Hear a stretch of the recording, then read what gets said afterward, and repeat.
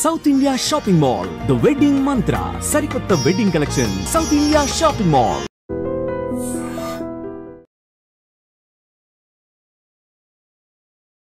నమస్కారం, welcome to I dream. ధర్మ మార్గం విత్ విజిత కార్యక్రమానికి స్వాగతం.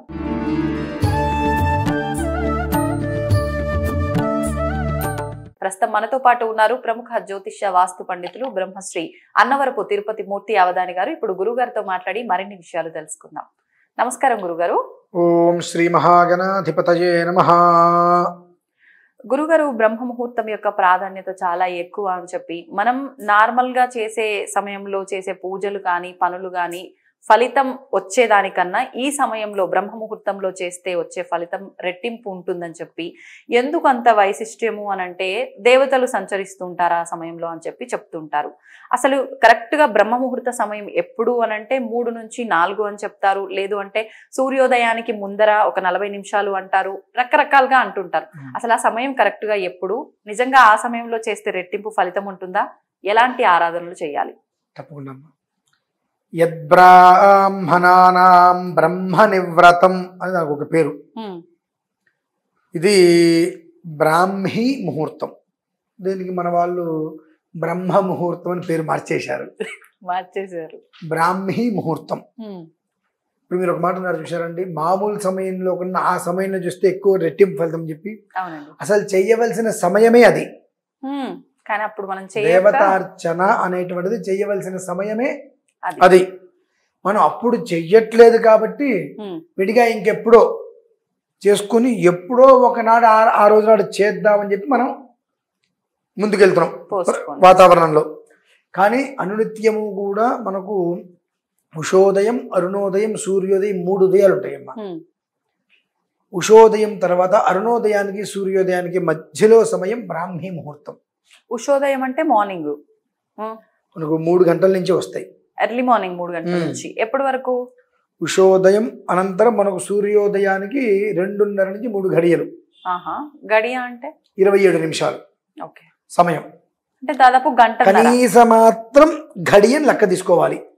ఇక మనకు అవకాశం లేదంటే గడియ లెక్క తీసుకోవడం అనేటువంటిది ఆ సమయం. ఏంటి, సూర్యోదయానికి ముందు చేయవలసినటువంటి విధానం. కానీ మనం అది చెయ్యట్లా. అది చెయ్యకపోగా ప్రత్యేకంగా బ్రాహ్మీ ముహూర్తంలో ఏదో చేస్తే ఇంకేదో వస్తుంది అని అనుకుంటున్నాం. ఎప్పుడూ చేయకుండా ఒక రోజు నాడు బ్రాహ్మీ ముహూర్తంలో ఏదో చేస్తే ఇంకేదో వస్తుందనే మాట అబద్ధమే. నువ్వు ఏదైతే చేయాల్సింది ఉందో ఆ రోజు నాడు దాన్ని సక్రమంగా చేసావు. సక్రమం అనేటువంటిది నువ్వు ఎప్పుడైతే నీ యొక్క జీవితంలోకి తెచ్చుకున్నావో ప్రతిదీ సక్రమంగానే వస్తుందిగా.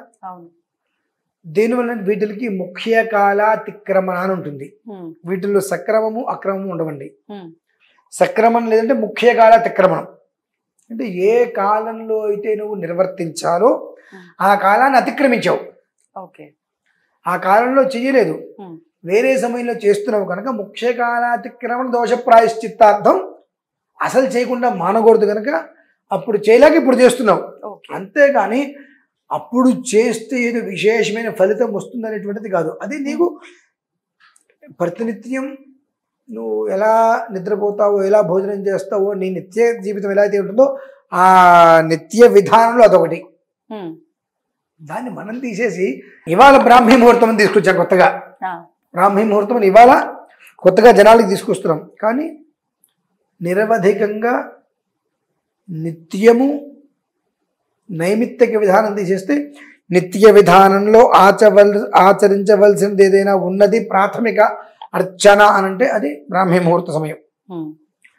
మేము మామూలుగా ఈ బ్రాహ్మీ ముహూర్త సమయంలో కనీసం 4 నుంచి 5 నిమిషాలు ఒక గడియ కూర్చోగలిగితే అదృష్టం, లేదు 3 గడియలు ఉంటామంటే యోగం. ఏమీ లేదంటే కనీసం ఒక 4-5 నిమిషాలు ఉంటాను అంటే ఆ సమయంలో సర్వమానవాళి కూడా దృష్టిని భ్రూమధ్యంలో నిలిపి ఓంకారనాదం చేయాలమ్మా. మెడిటేషన్ అని చెప్పి మామూలు భాషలో. ఆ మెడిటేషన్ కూడా మనం 6-7 8 క్లాసెస్ పెట్టుకొని చేసుకుంటూ ఉంటాం. అది మెడిటేషన్ కాదు, ధనటేషన్. ధనటేషన్, దానికి ఇంత ఫీజుని కట్టాలి కదా. సో ఆ సమయంలో చేసేదే మెడిటేషన్.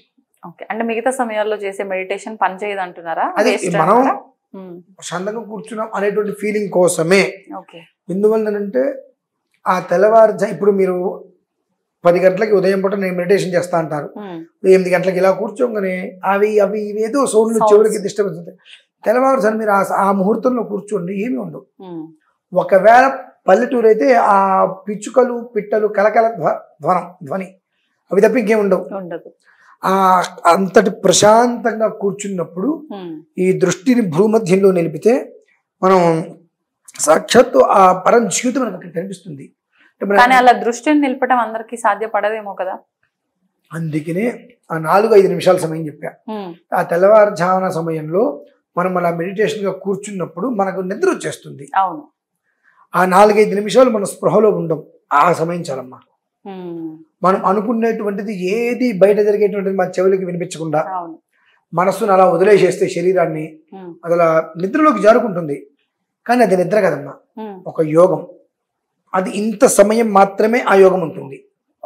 ఆ సమయంలో మీరు చేసేటువంటిది ఒక్కసారి చేసిన 10 టైమ్స్ ఫలితం వస్తుంది. అది అక్కడ మనం చేయవలసింది ఓంకారం. దాన్ని మానసికంగా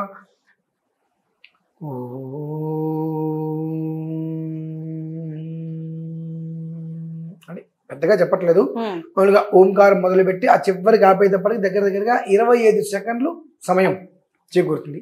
ఆ ఓంకారాన్ని మాత్రమే మనం ఆ సమయంలో. ఎందుకని గురుగారు ఓంకారం మాత్రమే ఆ సమయంలో? అది ప్రణవనాదమ్మ. అకార ఉకార మకారాన్ని కలిపితే ఓం.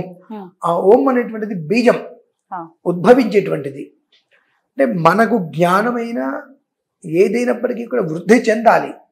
ఆ సమయంలో చేసేటువంటిది వృద్ధికి ప్రాధాన్యత. బీజం అనేది ఓం. ప్రతి దానికి కూడా సృష్టికి మూలం ఓంకారం. దాన్ని మనం ప్రణవం చేయటం వల్ల ఏమవుతుందంటే మనకు ఈ ఏం జరగబోతుంది అనేటువంటి విషయం మన కళ్ళకి తెలిసిపోతుందమ్మా.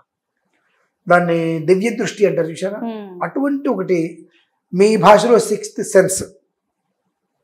అది రీసెంట్గా మీరు అనుకుంటారు దివ్య దృష్టి. దానివల్ల మనకు జరగబోయేవి తెలుస్తూ ఉంటాయి. 2, మన జీవితం ఏ స్థాయికి మనం మలుచుకోవచ్చు. జ్ఞానం ఉంది. మీకు ఇంట్లో అద్దం ఉందిగా, అద్దం నిండా మట్టి పూసేది మీకు ఏమైనా కనిపిస్తుందా? మట్టే కనిపిస్తుంది. తుడిచేస్తే మన చేతితో తుడుస్తున్నా అంతే ఉంటుంది. అవును, ఒక క్లాత్ కాగితం పెట్టి మొత్తం తుడిస్తే అలా ఆ ఓంకార నాదాన్ని ఆ సమయంలో జపం చేయటం వలన ఆ మురికి మొత్తం పోతుందమ్మా. మేము ఆ సమయంలో రుద్రం పారాయణ చేసుకుంటాం. మురికి మొత్తం పోయింది అంటే బింబ ప్రతిబింబం, మనం ఎలా ఉన్నామనేటువంటిది ఎగ్జాక్ట్ ఆపోజిట్ లో మనకు అది కనిపిస్తుంది. అవునండి, మన నిద్రమోహంతో ఉంటే నిద్రమోహమే కనిపిస్తుంది. ఆ ప్రణవనాదం వలన ఎప్పుడూ కూడా వర్చస్సు తేజస్సు యశస్సు, వర్చస్సు తేజస్సు యశస్సు ఈ 3 కూడా మనకు బ్యాలెన్స్డ్ గా ఉంటాయి లైఫ్ లో. కొంతమంది అంటుంటారు తొందరపాటు నిర్ణయాలు తీసుకునేవాడు, వాడికి విచక్షణ లేదు అని. అవి మన జోలికి రావమ్మా. ఏ నిర్ణయం అయినా చాలా ప్రశాంతంగా నిర్ణయం తీసుకుంటే మళ్ళీ వెనకడుగా ఇక్కడ అది అవునా కాదా, అవసరమా కాదా అనేటువంటిది ఆ సమయం నిర్ణయిస్తుంది. ఎందువల్లంటే పూర్తిగా మనం దృష్టిని భూమధ్యంలో నిలిపినప్పుడు మనం శరీరాన్ని వదిలేస్తాం. అది ఒక రకమైనటువంటి యోగ స్థితిలోకి వెళ్ళిపోతుంది. ఆ యోగ స్థితిలోకి వెళ్ళిపోయినప్పుడు ఆ విశ్వం ఏదైతే ఉందో ఆ విశ్వం మనతో ఎప్పుడు అనుసంధానంలోనే ఉంటుంది. అది మనకు తెలుసుకోవడం కష్టం. ఆ సమయంలో ఆ రెండింటిల మధ్యన కాన్వర్సేషన్ జరుగుతుంది. ఆ జరిగినప్పుడు ఏదైతే కాన్వర్సేషన్ జరుగుతుందో అది ఇక్కడ ఫిక్స్ అయిపోతుంది. అందుకని తెల్లవారుజామున లేచి అనుష్ఠానం కానీ ఏదన్నా చేసేటువంటి వాళ్ళు ఎప్పుడు పీస్ ఆఫ్ మైండ్ అంటారు చూసారండి, అలా ఉంటూ మనం చూస్తాం చాలా మందిని. ఇప్పుడు ఎవరు లేరేమో కానివ్వండి, సూర్యోదయ పూర్వం నిద్రలేచి కాస్త ఆరాధన చేసుకునే వాళ్ళు మా మొహం ఎప్పుడు చూసినా చాలా ప్రశాంతంగా నిర్మలంగా, ఏ కష్టము వాళ్ళు దరిచేరదు. ఎందువల్లనంటే వాళ్ళ మైండ్ అనేటువంటిది ఒకదానికి సెట్ అయిపోతుంది. ఇది మంది కాదు కాబట్టి అసలు మనకి సంబంధం లేదు. సో అప్పుడు దీనికి సంబంధం ఉండదు. ఇది ఏం చెప్తే ఇది వినాల్సిందే. కాబట్టి వాళ్ళు ఎప్పుడు ప్రశాంతంగా కంట్రోల్లో ఉంటుంది. ఎవరైనా చేయొచ్చా గురుగారు ఓంకారం? చేయొచ్చమ్మా. ఇప్పుడు ప్రతినిత్యం చేయమన్నారు, ఆడవాళ్ళకి వీలు పడని ఆ 3-4 రోజుల్లో కూడా చేయొచ్చా? 4 మానేస్తారు, 5వ రోజు నుంచి అంతే. మెడిటేషన్ చేయడానికి ఏ టైం అయినా ఓకే అమ్మా. దానికి అంటే ఈ 4 రోజులు మానేయమని ఎందుకు అంటున్నామంటే చాలా మంది ఆ 4 రోజుల్లో మెంటల్ టార్చర్ అనుభవిస్తూ ఉంటారు, పెయిన్ వచ్చి బాగా. సో ఆ సమయంలో నువ్వు చెయ్యి అంటాను కరెక్ట్ కాదు. ఆ సమయంలో వాళ్ళు ఎంత రిలీఫ్గా ప్రశాంతంగా ఉంటే తర్వాత మళ్ళీ వాళ్ళు తేరుకోగలుగుతారు. ఆ సమయంలో వాళ్ళు కొంచెం మెంటల్గా టార్చర్ అయినా శారీరకంగా వాళ్ళకు ఇబ్బంది పడ్డా ఆ తర్వాత దాని నుంచి బయటపడటానికి కొంత సమయం పడుతుంది. ఇది వీళ్ళకి రీసైకిల్ అమ్మా. అంటే ఇది ఒక్క విషయం చెప్పి నేను ముగిస్తాను, ఏమనుకోవద్దు. ఈ విషయం వచ్చింది కాబట్టి చెప్తున్నా. మా ఇళ్ళల్లో ఆడవాళ్ళు దూరంగా ఉంటే 3 రోజులు విడిగా కూర్చోబెట్టి వాళ్ళని ఏ పని విడిగా కూర్చోబెడుతుంటాం. మేమే వంట చేస్తాము, విస్తరాకుల్లో పెడతాము. ఇక 4వ రోజు స్నానమైన తర్వాత కూడా మీరు అలానే ఉండండి అని అంటాం, మేమే వంట చేస్తాం. ఎందువలన ఇది అంటే ఈ 4 రోజులలో ఒక్కోసారి వాళ్ళకి హార్మోన్స్ బ్యాలెన్స్ పూర్తిగా తప్పిపోతుంది, విపరీతమైన బ్లీడింగ్ అవుతుంది. వాళ్ళ నొప్పి చెప్పుకోలేరు, చెప్పుకున్న అర్థం చేసుకునేటువంటి జ్ఞానం మనకు ఉండదు. 5 కాసేపు అయితే తగ్గిపోతుంది అని ఏదో మనం అనేస్తాం. కానీ వాళ్ళు పడేటువంటి బాధ చాలా. ఆ సమయంలో కూడా వాళ్ళకి ఆ పని ఈ పని లేదని చెప్పి ఎక్కువగా శ్రమ పెట్టడం వలన ఎక్కువ బ్లీడింగ్ అయిపోయి మనిషి నీరసించిపోయి 4వ రోజు స్నానమైన తర్వాత కూడా దాని నుంచి ఆ మనిషి తేరుకోవడానికి 10 days పడుతుంది. తేరుకుని అమ్మాయి అనుకున్నప్పుడు మళ్ళీ వాళ్ళకి ఇదే ప్రారంభమవుతుంది. ఏంటి ఇబ్బంది రావడానికి 4-5 రోజుల ముందు నుంచి నడుము నొప్పి స్టార్ట్ అవుతుంది పాపం వాళ్ళకి. ఇవన్నీ ఎవరికి తెలుస్తాయి?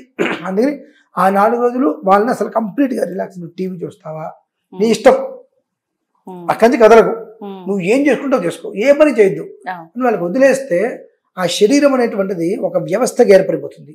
5వ రోజు నుంచి మళ్ళీ పూర్తిగా ఆ వ్యతిరేక దిశ నుంచి మారి సబ్జరేఖలో తిరగడానికి అది ఉపయోగపడుతుంది. కాబట్టి ఆ 4 రోజులు మాత్రం వాళ్ళకి పూర్తిగా విశ్రాంతి ఇచ్చి 5వ రోజు నుంచి మళ్ళీ వాళ్ళు కూర్చోవచ్చు. అలా కూర్చోవడం వాళ్ళు మొదలు చేసుకుంటే ఆటోమేటిక్గా అది కూడా వాళ్ళకి సెట్ అయిపోతుంది. ఇప్పుడు ఈ ధ్యానం చేసుకునేటప్పుడు అంత ఎర్లీ మార్నింగ్ 3-3:30 సమయంలో అని అంటే చాలా మంది 4 గంటల సమయం, 4 గంటలే అనుకోండి, స్నానం ఆచరించొచ్చా? ఆచరించే ఓంకారం చేస్తున్నాం కాబట్టి చెయ్యాలా, లేదంటే అవసరం లేదు మనం కాలకృత్యాలు తీర్చుకొని మొహం కాళ్ళు చేతులు కడుక్కొని చేసుకోవచ్చా? ఇలా కూడా అడుగుతుంటారు కదా.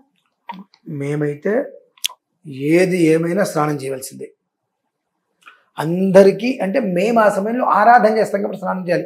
మెడిటేషన్ చేసే వాళ్ళకి స్నానంతో పని లేదమ్మా, అవసరం లేదు. శుభ్రంగా మనస్సు శుచిగా ఉండాలి. బ్రష్ చేసుకొని కాలకృత్యాలు తీర్చుకొని మోకాళ్ళు చేతులు కడుక్కొని హాయిగా వచ్చి ప్రశాంతంగా కాలకృత్యాలు తీర్చుకొని వచ్చి మనం మెడిటేషన్ చేసుకోవచ్చు. అక్కడ మనకు కావాల్సింది mind refresh. Meditation meaning mind refresh.